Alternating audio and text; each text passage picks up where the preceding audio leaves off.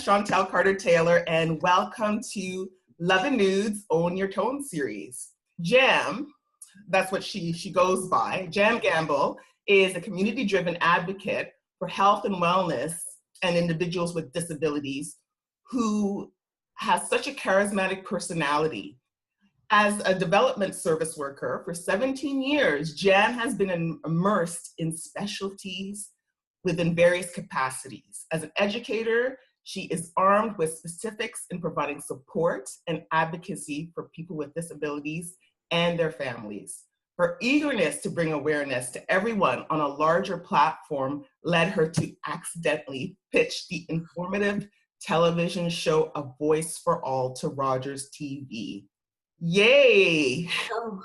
I love that hustle, Jam. Thank you.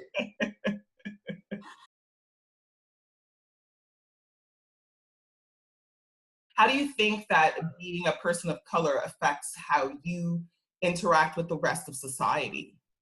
I think being a woman of color is not how it affects me, it's how society chooses to work with me, because I'm a woman of color. Okay. I have never let that really get in the way of me wanting to pursue things or be seen or be heard. As I got older, I got a lot more confident in my skin and my abilities, and that I have an attitude and a spirit that deserves to be shared. It cannot be contained because society might be afraid of me. If you're afraid, that's your problem.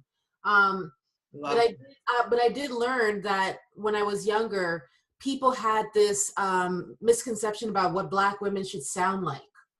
And so whenever I spoke or my mom spoke, like when people call my house, they're like, is your mom white? And I go, no, she's what? Like, because she sounds proper, you know what I mean? Oh, wow, yeah.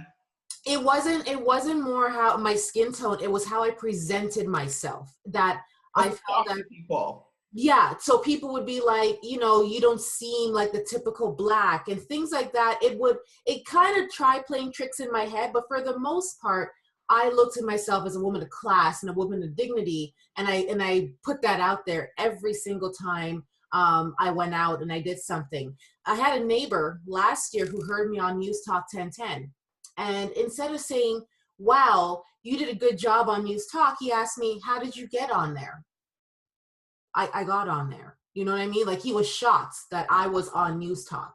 Well, do you think he was just genuinely? No, he was shocked. He was shocked that I got on News Talk. Why? Yeah. Because you were a Black woman? I think so. I think a young Black woman at that. And I think he thinks that my background maybe wasn't elite enough to be on News Talk offering an opinion, because he had a perplexed look on his face, right? Uh-huh. And he said, holy cow, I heard you on News Talk. How did you get on that? Versus, so how did you get that? Oh, yeah, it was, okay, because that's what I was reading. I was like, well, maybe he was just... Nah. Okay. No. I work in the business of analyzing behavior. I analyzed that. That was not what it was meant to be, but it has made me realize that there are people who want to create barriers for me. And I either could let that barrier get in my way, or because I'm 5'11", jump over it with no problem.